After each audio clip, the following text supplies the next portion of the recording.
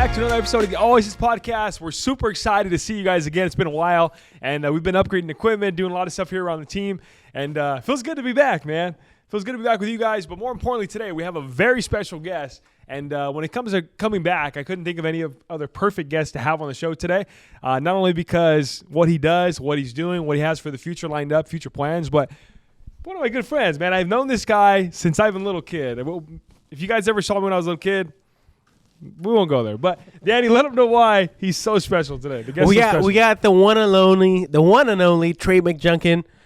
My boy is a receivers coach for COS and passing game coordinator. So today we got some juicy topics today. There's some politics about becoming a coach and upgrading in the coaching position in the coaching world. Do you have no clue how that works? I know we're talking a little bit about it right now. Super excited to get into that. Trey also too, former college player.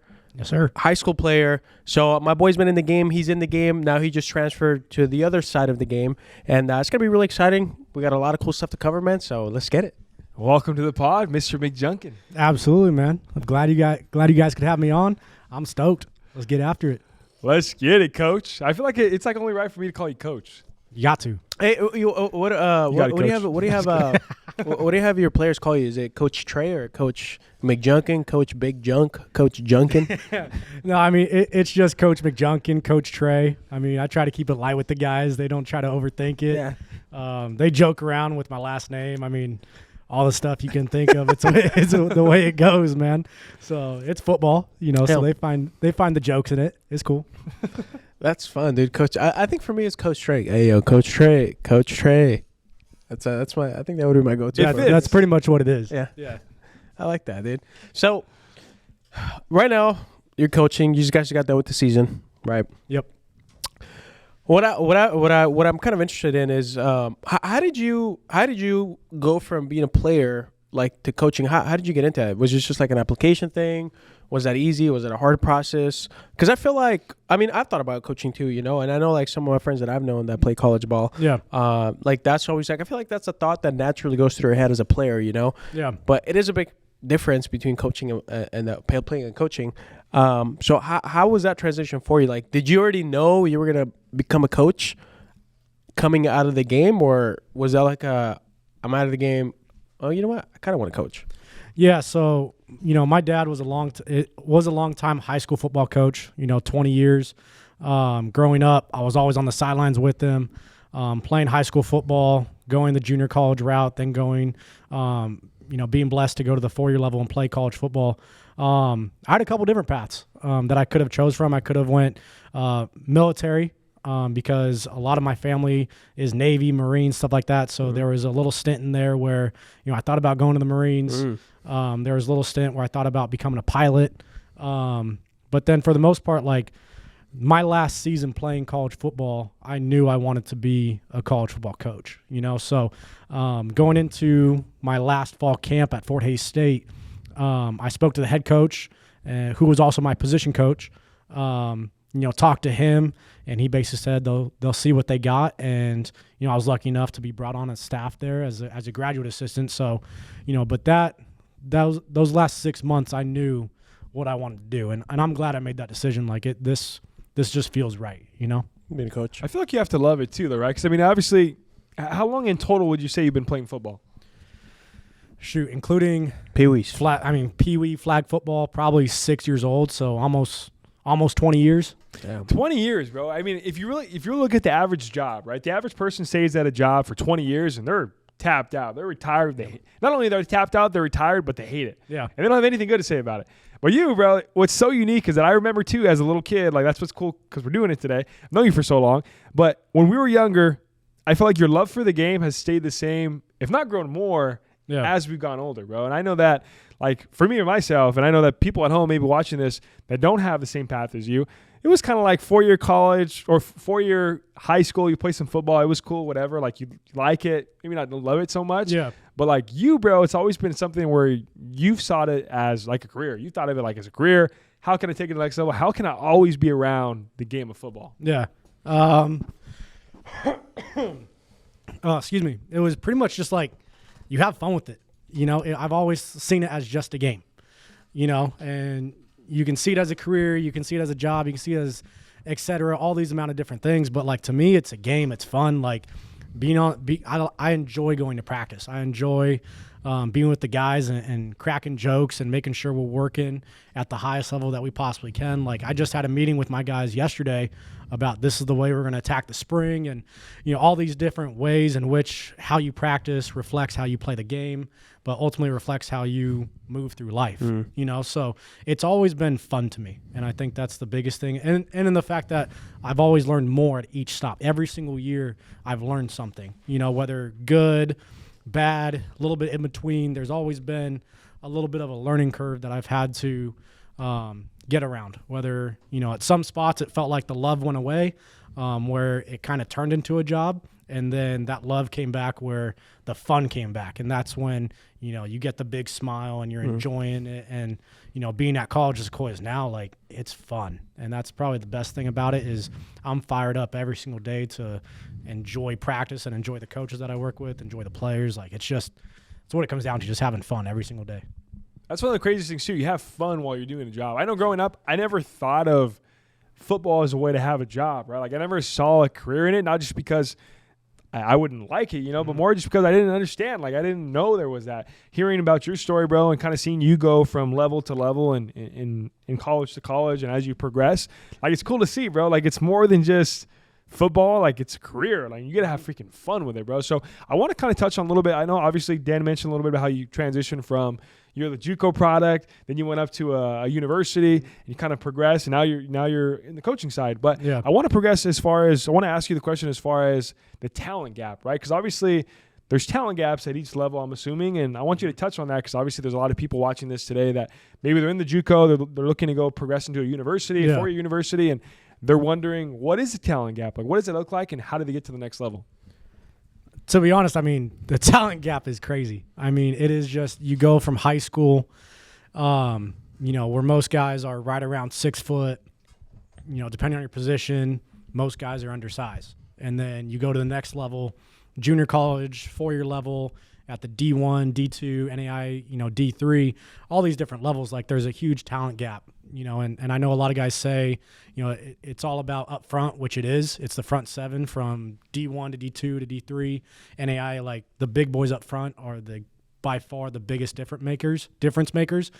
Being a quarterback my entire playing days, playing career, and then now a receivers coach, there's a huge level of skill difference in terms of how well guys move sideways or side to side, and then also just the twitchiness of guys. Like, you see some guys are a little bit more fluid, a little bit twitchier, just more explosive, and that's kind of the biggest jump to me, especially with my job now being the receivers coach, is just guys are just more explosive, more twitchy with every single level you go up. And what does twitchy mean, by the way? Like the ability to get in and out of cuts, being able to shake and bake. You see guys at the NFL level, just being able to get to Christian move. McCaffrey vibe, right? Pretty much like being he's a good example. He's a a huge right? CMC guy over here. But yeah, just being able to get in and out of a break, being able to make a cut, put your foot in the ground, get vertical, get side to side. You see that some guys, can do a cut in 1 step. Some guys take 2 steps. Some guys take 3 steps. And it's like that ability to just do 1 cut or 1 step and then get vertical, make a cut and go. Like, that's such a big piece of the game that most people, overlook.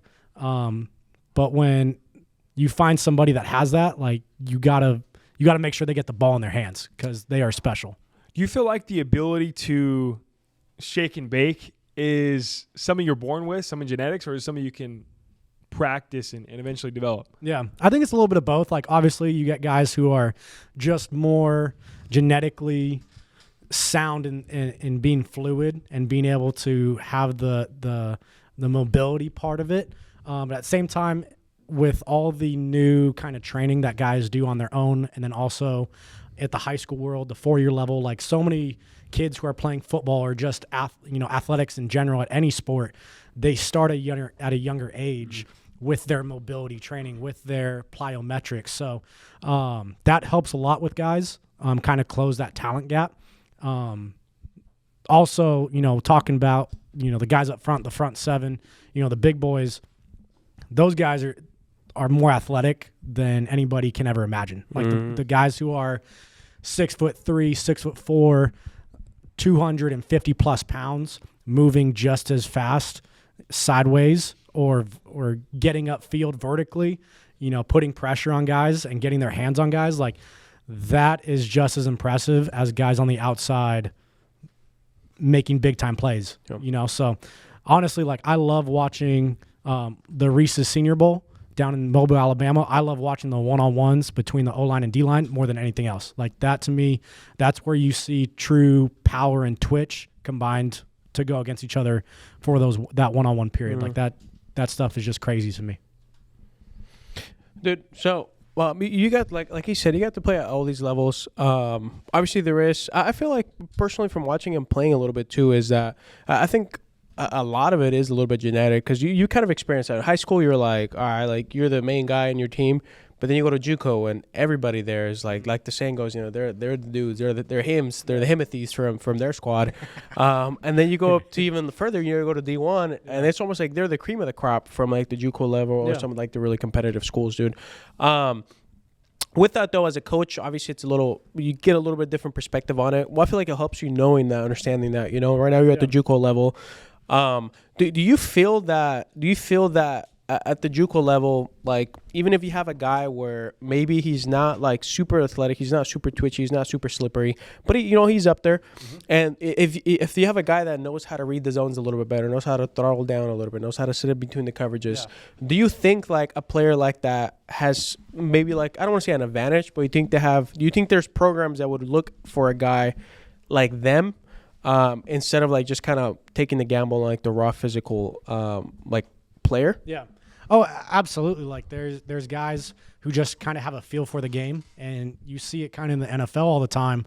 You go to the combine and they don't test great, but you get them on the field and it looks like they're the fastest guy in the field or the twitchiest guy or the most powerful guy, right? So there's definitely a place for guys like that on the field, like no matter where you go, any university, really any spot. It's just, the hard part is, where do they fit? That's the hardest part as a coach, is like finding the fit for guys who just don't blow you off the charts with their measurables, So that's the challenge of it all, is guys who are maybe seen as tweeners, because that's how I was as a quarterback. I wasn't the biggest. I didn't have a big arm. I wasn't an athletic guy, Yeah, we could see that, bro.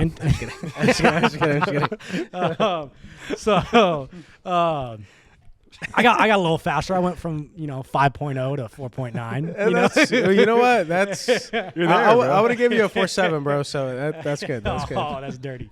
But no, like it's really just you find spots for them. That's the biggest challenge with coaching, and then also playing with guys like that. Like honestly, like that was when you find a guy who's busting his tail in order to gain traction and gain that competitive advantage, like it gives you a good sense of like just what his character is like and what his work ethic is like, even as a teammate that I had a couple times playing with guys and also coaching guys now. I see that a lot more. Just you're grateful and you have some gratitude towards these guys who are really busting their tail, especially at the high school level, JUCO level, whatever level it is.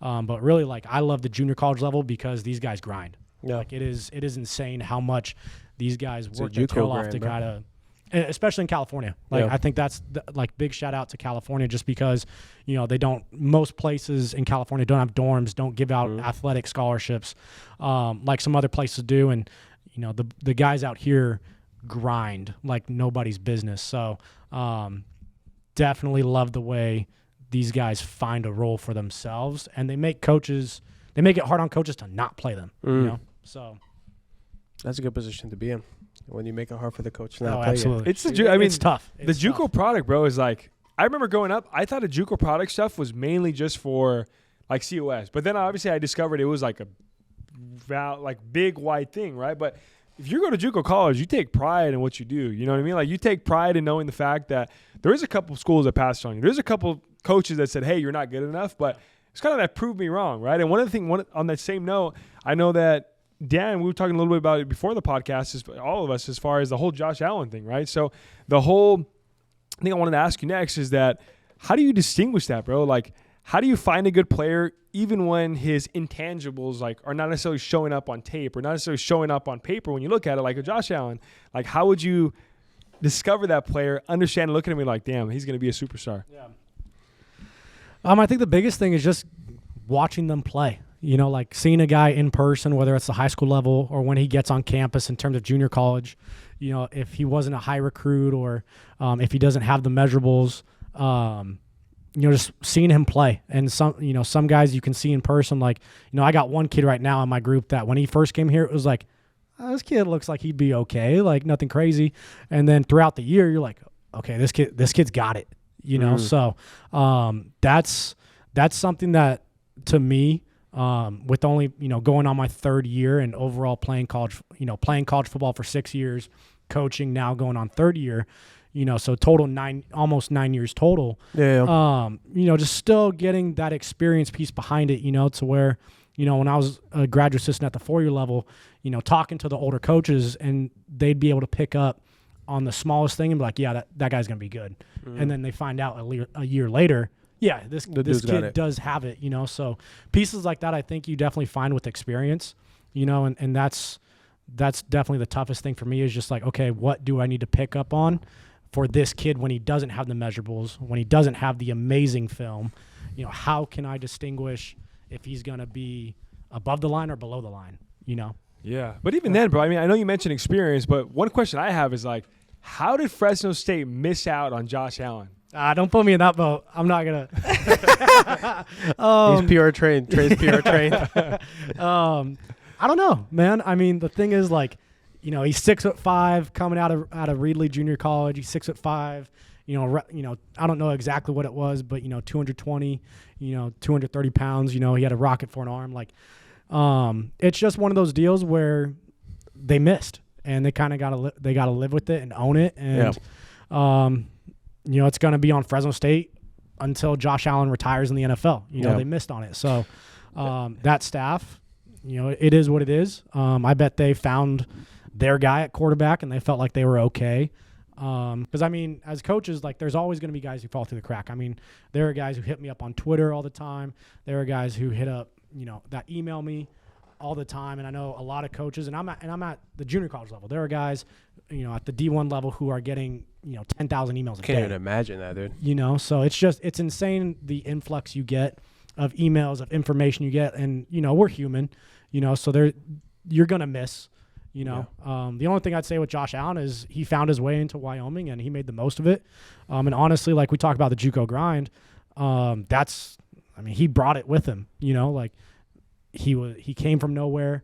You know, a fireball, small town in the Central Valley, went to Wyoming, small place in Wyoming, not really known for a football school. Yeah, they were not. Turned it into a football school, and now he's top 5 quarterback in the NFL. You know, so. I really think he just made the most of his situation, and I think he would have done that anywhere he went, you know? Yeah, you know what? We're kind of with that, too, and the topic of, like, finding players. I feel like, I mean, first of all, a lot of schools, I think, you know, Fresno State, I think they get the most shame because they're in their backyard. But, I mean, he fired off how many, like, letters or emails? He fired off, like, a ton, right? It's like that, that tweet. Hell, we missed on him. When he was coming out of high school, I mean, we have his recruiting questionnaire. We still have it, and we use it as a tool to be like, check all your boxes. Yeah. You know, like, make sure you check all your boxes because you never know which kid's going to hit. The next one. Exactly. And I feel with that, too, it's almost like which is, it's kind of like, my next question is about this stuff, because it's kind of like, it's sort of like a gamble, because you could take, it's kind of like the NFL draft. I mean, you see these kids that, well, not kids, you know, like these college players that are putting this crazy, I guess, metrics up, but then they get to the NFL and they kind of bust, you know, because at the end of the day, it is a different level. You are stepping up to a different level. So perhaps the metrics that you were putting up with, you know, at the high school level, in our case, you know, that's not quite translate to the JUCO level. So I think there's like some sort of like, it's, I don't want to say gambling, but it is kind of like seeing something in the kid and taking the risk. Yeah. And you might be right, you might be wrong, you know.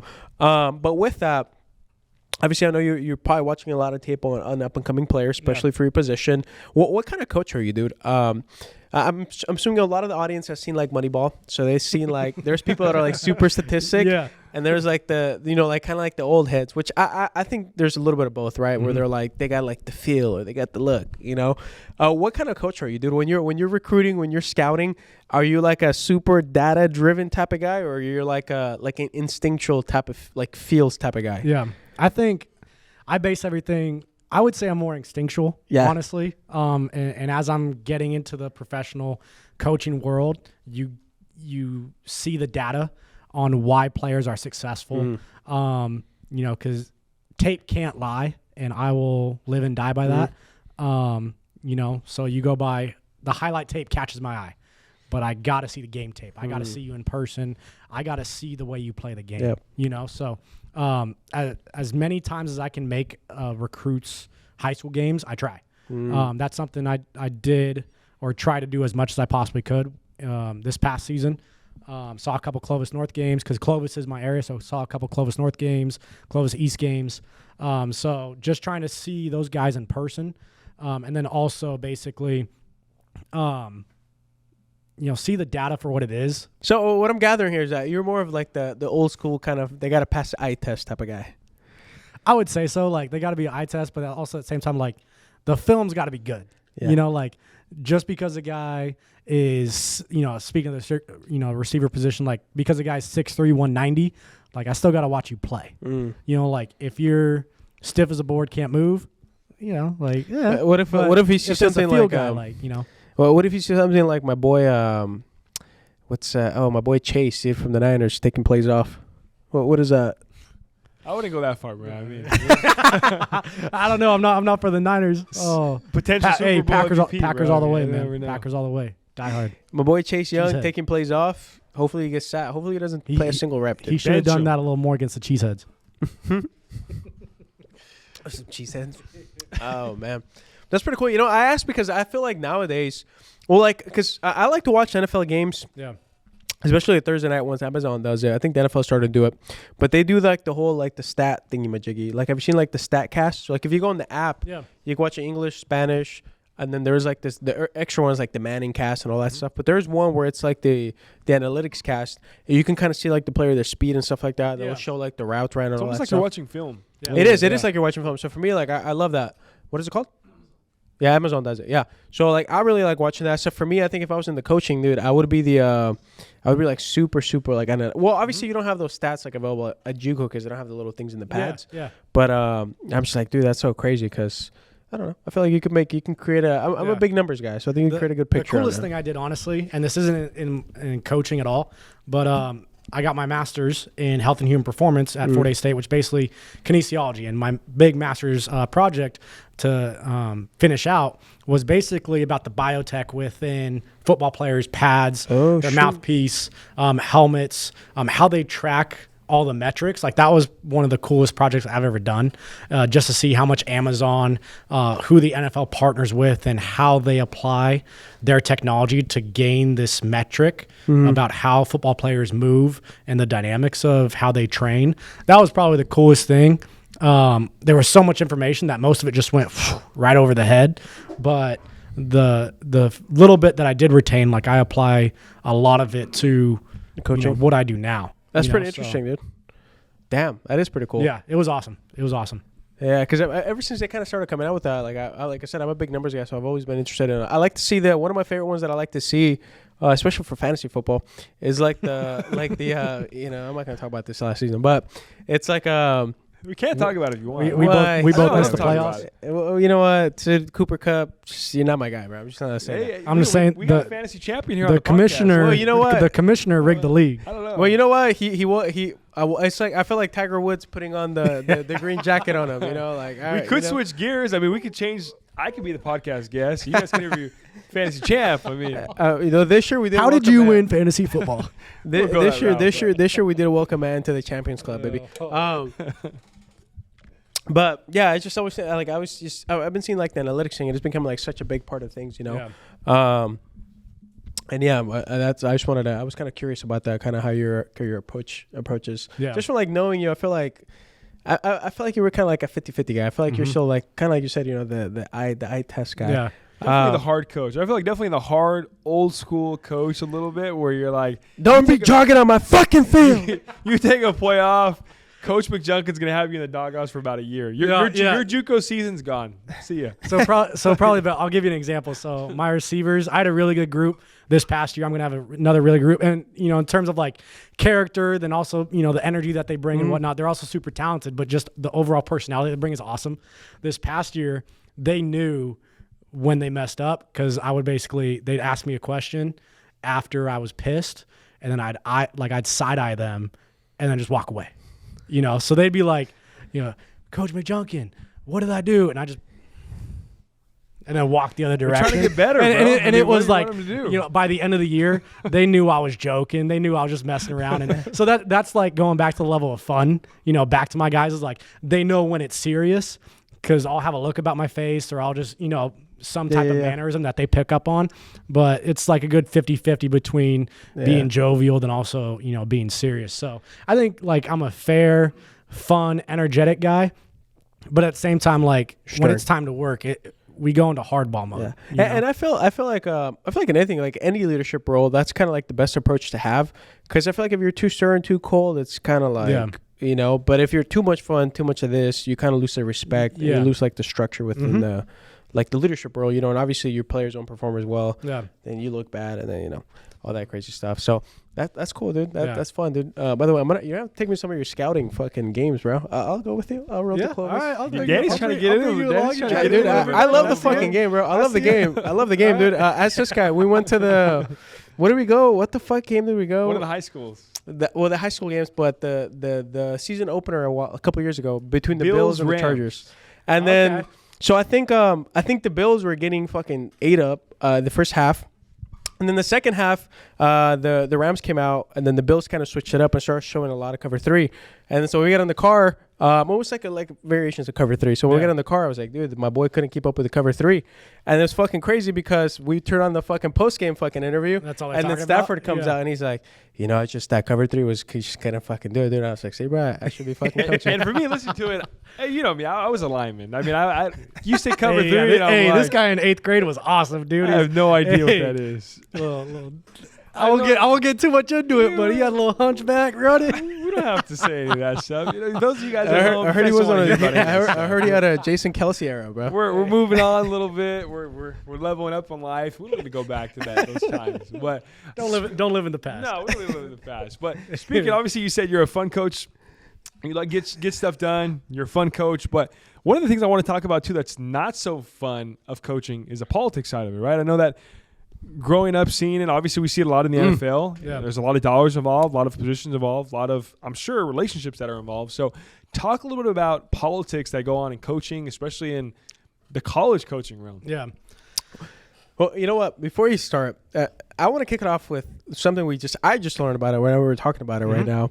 And it's, I know we're not going to say the name of the school, but you applied at it's a well-known D1 school. D1, very well-known school. Very well-known D1 school. Yeah, you're right. And arguably you had, I think it was yours. Arguably everything lined up.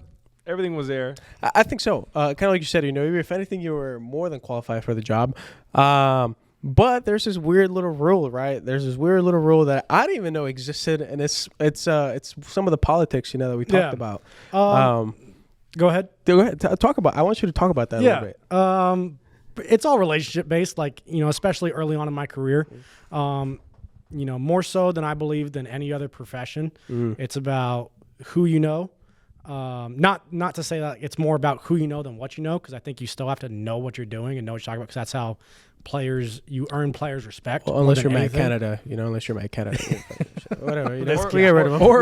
Or Arthur Smith. I mean, your family could own the post office. Hey, but you know what though? Not to go on a tangent. My boy, he's the one that brought AJ Brown to the world. No way you're a fan of Smith. He's the one that, bro. When you saw Derrick Henry go for 200 on teams, he was the mastermind behind it, bro. So you know what? This is a perfect job of whoever did the media for the Steelers hiring Arthur Smith. You did a wonderful job. This guy was bad mouthing Smith the whole week. You know what? I was sold now. I was, but I just don't think. I think that would happen with the head coaching role. He's just not meant for that. Like he's meant for something lower. The OC position. But whatever. Go ahead, Trey. My bad. How much did you pay for you having to buy what they're selling? Allen, bro. You know what, bro? I'm just a diehard fan, See, bro, see, so I Danny, will you're support trying him. to get into the Steelers media / scouting departments, a little bit of both right now. I get it. I get it. Yeah, shit. Back to the topic. So back to the topic about the rule Yeah. and the new little politics that's going on. Well, I think so. So the job that I was looking at, basically, it was in,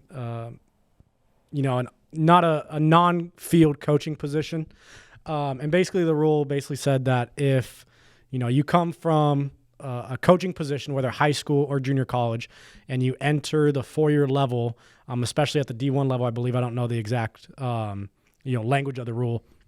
But basically, if you go from a coaching position at a lower level, junior college or high school, and you go into the 4-year level in a off the field department job, basically that university can't recruit the school that you previously came from. And, that being a big reason why, and it's completely understandable, like if I was them, I wouldn't want to, not be able to recruit. For perspective, you're coming from COS, so Yeah, college is cool. it's a big we have a JUCO lot here. of talent at our spot, Yeah. and a lot of guys that get recruited, especially to high places. So, we have a lot of talent, and schools don't want to miss out on it. Like we're talking about Josh Allen, they don't want to go through that, missing out on the player because of a rule type One deal. hiring So choice, yeah. it's completely understandable. It's the profession, it's the job. Like you learn to handle rejection, and that's like the biggest thing. Is like a lot of people close the gate or say no, or the biggest thing is relationship based. The biggest thing is like the AFCA. That thing was awesome. I went to my second one. The first one was in Charlotte, North Carolina. What's the AFCA though? Because I feel So, like a lot of people at home, they don't know what the that is. American Football Coaches Association.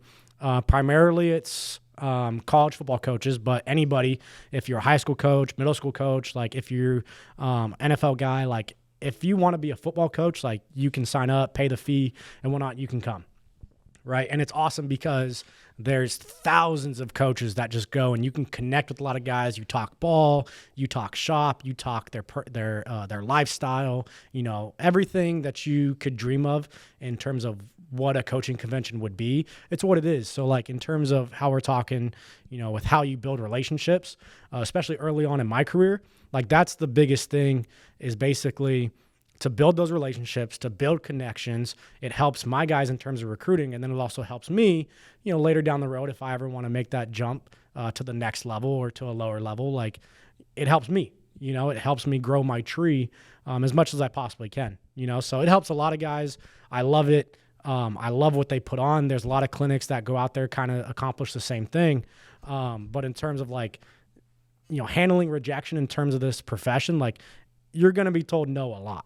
And it's pretty much just because you don't have that middle connection, that middleman to be like, if I'm asking Anthony for a job, and we don't have a connection, it's probably not going to work out. But if Danny's our connection, right, there's a little bit more wiggle room to get me to the top of the level in terms of, okay, I send my resume, I send my cover letter. All right, now you referencing me to Anthony, that helps me move up the chain just like any other profession. Yeah. So I think that's the biggest thing is just having a relationship with the guy, growing your web, so to speak, of just your networks.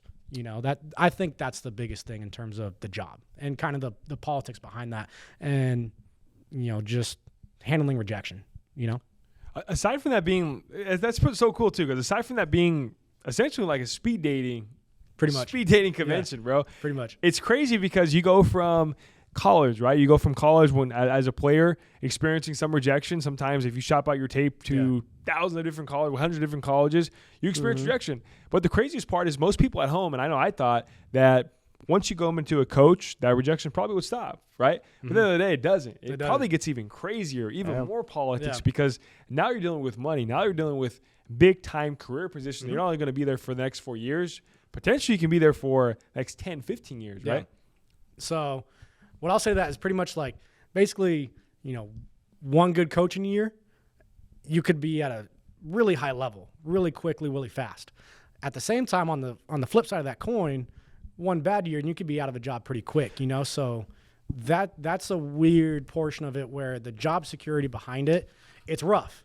And you got to be willing to be okay with that lifestyle. Peak performance position, right? Pretty much. It is. I was just gonna say that because obviously as a player, you learn to compete. It's very much, you throw 5 picks in a game.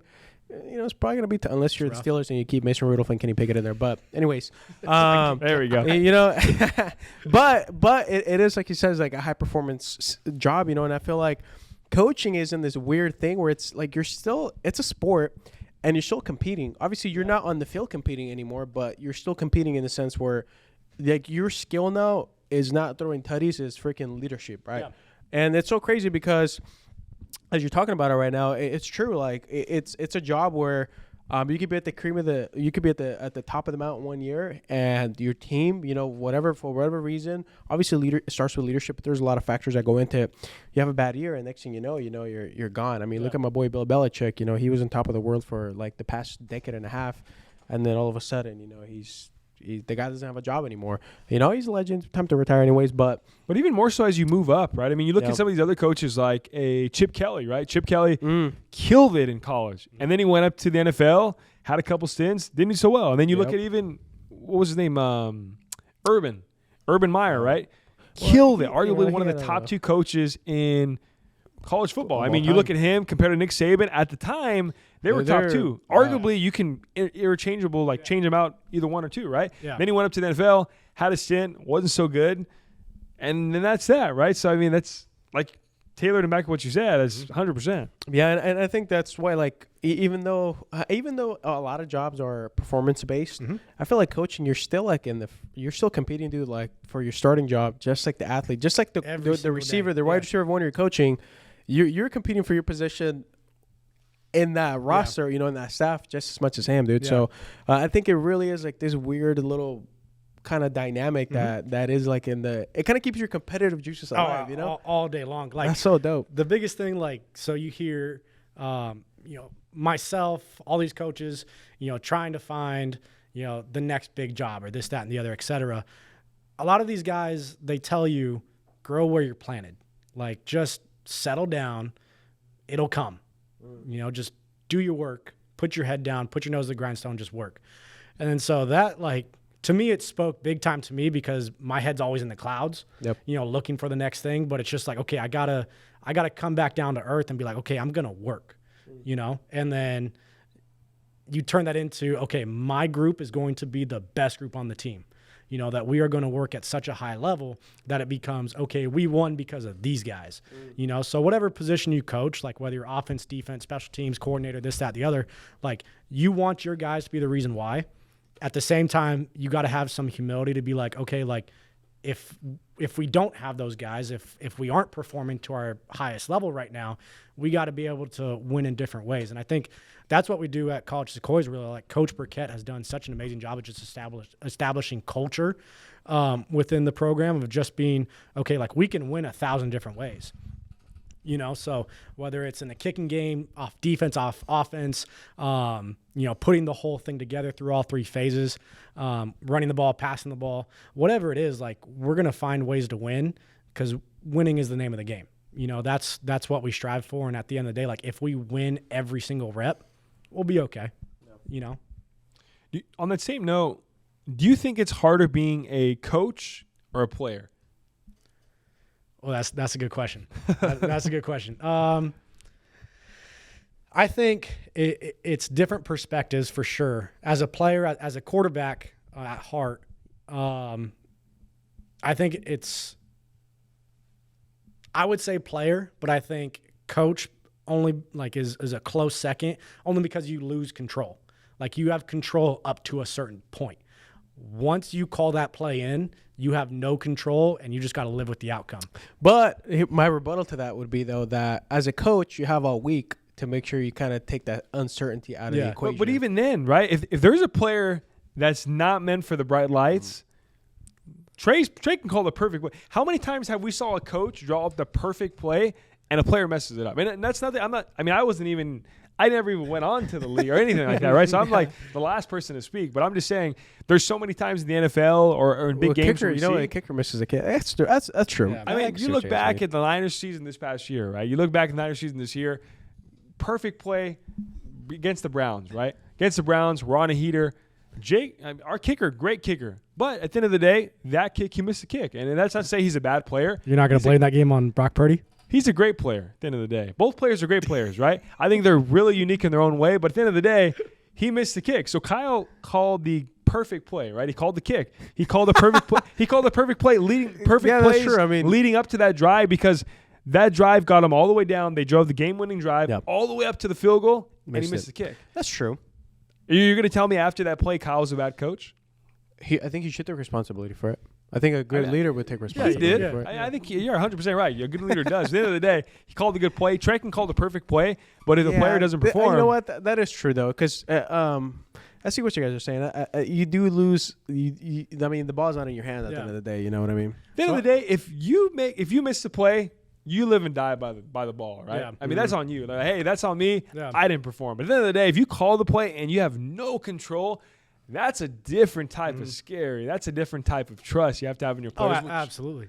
One thing that I tell my guys, and this is a quote that I've tried to live like my life as a football player, as a coach nowadays, like The Man in the Arena by Teddy Roosevelt. You know, that it's not about the critic in the stands. It's not about me as a coach critiquing you. Like, as a player, as the guy who's in the arena doing the job, you have got to know that you have to have ultimate confidence in yourself, win or lose. You know, because once that confidence is lost, it is so hard to regain. Like, it happened to me in my playing days. When I got to Western Illinois, I had a phenomenal spring when I first came in. For some reason, that fall during the summertime, something happened and I just lost confidence in myself. Had a horrible fall camp, and it kind of set up the rest of my time there and why I had to go in the transfer portal and enter the Division II world. And that fluctuation of confidence kind of bled into my playing days at the Division II world, because, you know, at the 4-year level, I was just a backup quarterback. You know, it was, like I was a really good high school quarterback, really good junior college quarterback. I really thought I could play at any level that I possibly was at. And you can look at the tape and you could be like, this guy doesn't have it, or he does. But my confidence was when I got to Western Illinois, I could play with anybody. You know, and once that went away, that's really tough to recover from. So my big thing is telling those guys, you know, you're the man in the arena. You got to be able to have ultimate confidence in yourself no matter what the outcome is. I'm going to coach you up, and you can learn from your mistakes, and you just got to be able to fix them as best you can and make sure you're competing at the highest level. 100%, bro. Talk a little bit about what you just said, though. Like, I think that's so important you said. And I think there's a lot of people at home that if you're watching this right now, you're a college athlete, you're wanting to go in college athletics, like, how important is it to have confidence in yourself, and how important is it to take the steps, and what are the steps to regain the confidence, bro? Because I think it's even more than just a college athlete at home if you're watching this, just an everyday person. Like, I know me as a business guy, right? Like, I have nothing to do with football, but as a business guy, there's a lot of days where I wake up and I'm like, man, I don't feel 100%. I'm not my confident self. How did you regain that confidence? I really believe action removes doubt, you know, and it's just the doubt in your head that, you know, these people don't believe in you. I don't think I can do this job. I don't think I'm capable. You know, that self-talk to yourself is so important because, you know, as grown men, you know, honestly, like, we downplay our capabilities so much or we overhype them up. It's a huge spectrum on which side that we're on. And it's like, we never truly find that middle ground to be like, okay, I'm so consistently confident in myself that it doesn't matter if I'm performing at the best or performing at the worst, I'm just going to perform, you know? So I think it's just, you got to take action, you know, and no matter, it could be one little step at a time. It could be one big leap of faith in whatever you're doing. It's just the fact that you got to be able to take action, you know? I think the biggest thing for me, high school wise, extremely confident. Junior college, I think my head grew to an insane size just because I knew I put the work in. I was playing at a high level. I thought, you know, Alabama was going to come calling, you know, and then I remember I couldn't even talk to him. He said, "Hey, we're not even friends anymore." Come Anthony back to me Pena block, like it wasn't even a conversation, right? But I mean, there was also humility to know that, like, okay, I might not be Alabama, but I'm Fresno State or, whatever it was. And then I ended up at Western Illinois. And like I said, I had a really good spring and then just had a bad fall camp and, kind of spiraled a little bit. And the way I tried to fix it was almost taking too much action, not, pacing myself a little bit. So it's almost like you just got to find that middle ground of like, okay, I'm going to take one little step at a time, win the little thing, and then the big thing will come. Like Rome wasn't built in a day. Like all the constant cliches you hear in the world, like there's truth to it. So the man in the arena, Rome wasn't built in a day. Building confidence through action. Like I truly believe in all those cliches, just because it's true. And I think as young men in college football, whether it's being in business like you guys, whatever walk of life that you're in, you just got to be able to take the action, take the leap of faith to be like, hey, I'm going to go out and I'm going to crush this motherfucker and I'm going to do it, Yeah, I think that's so big. I think the whole action thing is so big, dude, because it is true. It does apply to anything you do, any walk of life. It doesn't matter what you do. Even for us, kind of like the video thing. I know one of the biggest things that kind of like flipped our business around was kind of being like the videos, being good in front of the camera. But that took like so many reps. It took it literally took so much action. Like actually, bro, I mean. Bro, crazy. You motivated me, bro. Yeah, like, you this did, bro. Right now, I'm like, you ready to go? Who's saying hi, baby? Who has the football? It's a really good game, dude, because anything put on that 8th grade jersey, Pena. Hey, I'm ready, bro. I mean, Kyle knows, bro. I mean, if you ever talk to Kyle, just know I'm on speed. I'm ready. Give me a motivational talk from Coach Trey. I am ready to run through this brick wall right now. I am just ready to go. Oh my gosh, but it's so true though. Like anything that I know, like I'm confident in, or I feel super confident in. Yeah. It's like I know I've just taken I've done a lot of reps, I've done a lot of the action. Yeah. Where you feel like you said you're like in that state where like you're like, all right, like I know I can perform because I've taken this snap, I've taken this step, I've taken this drop back, I've taken this cut, I've seen that read, I've seen the guard down, whatever the case is. Like you've seen it so much and you practice it so much where it does really. That's kind of the only way to remove doubt ultimately. Yeah.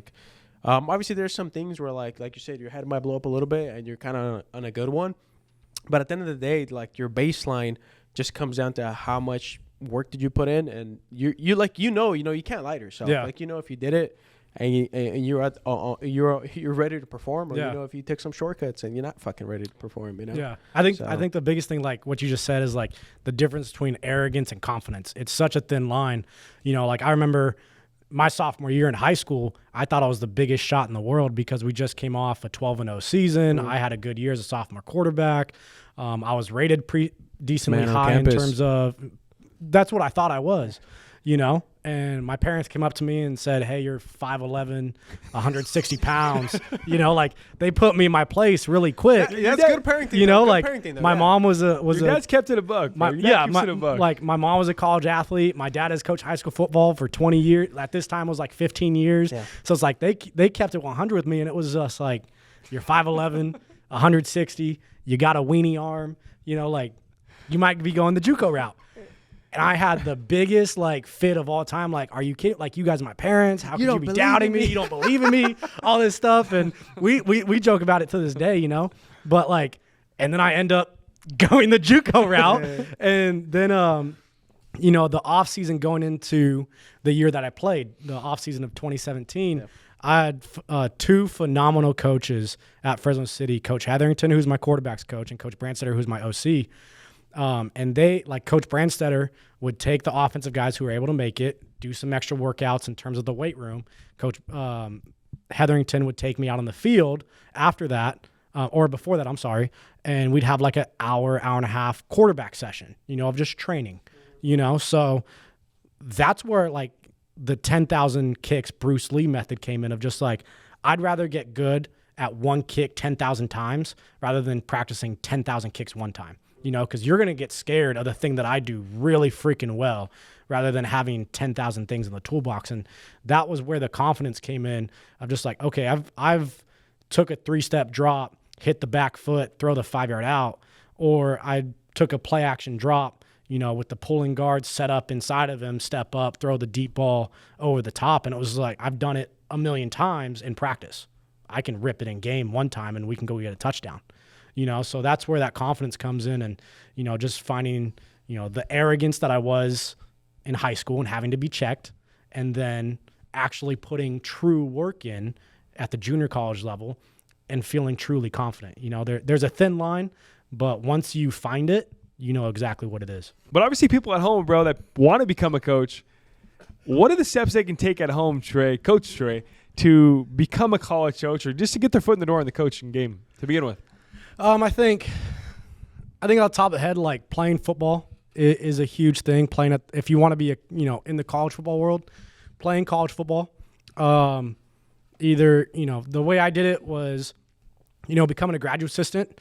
That was at the school that I played at. What is a graduate assistant? Like, what does that entail? So basically, you enroll in the graduate school, you're put in the master's program, but you're also helping coach football, right? So I was with the linebackers, who was, the linebacker. There was the DC / linebackers coach, right?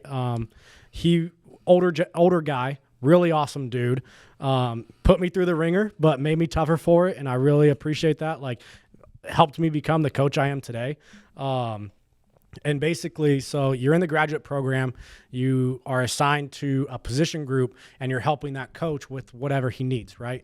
A lot of it, in terms of the graduate assistant role, is basically making sure practice is set up, the scripts for all the plays, a lot of the equipment that was needed, basically helping out with drills, anything that really the coach needs. I mean, sometimes you're running coffee, sometimes you're picking up lunch for coaches, sometimes It's like an internship type of thing. Yeah, basically an intern. They're basically paying for your master's, so that helped a lot. And so that was at the D2 world. It's somewhat different at the D1 world, whereas there's more departments to help with practice, so they're more focused on the actual structure of practice and how things are flowing within practice, making sure the transition's going smoothly from individual drill to individual drill, right? And then also including, my role at Fort Hays State was game planning in terms of the scouting report, right? So I was on the defense side of the ball, so the big thing for me with the other defensive GA, his name was Bubba. He was an awesome freaking helper and graduate assistant, and he was hilarious. So shout out to Bubba. So he was in charge of basically anything in the run game for the scouting report. So anything that the defensive line coach needed, because that's the position he helped. So he basically took over anything in the run game with our scouting report. And our scouting report was pretty detailed. So we would spend all day Sunday, right? Anything that we needed to break down from the previous game that Saturday, we would hit early in the morning, 7 a.m., 8 a.m., get to the office, get that done. And then basically from 10 o'clock until the end of the day, we were on the scouting report. Sometimes we wouldn't leave. When we got good, we were leaving at 10 p.m. Sometimes we were leaving at midnight, right? So the amount of hours you work as a graduate assistant, it's a lot, right? And you're not getting paid a whole lot. You're kind of getting your foot in the door in an internship. Well, it's more about the experience than anything. So I was in charge of the pass game in terms of scouting report, and it made me understand as pass game coordinator now at College of Sequoias, that helps me just overall. Like, I didn't understand what the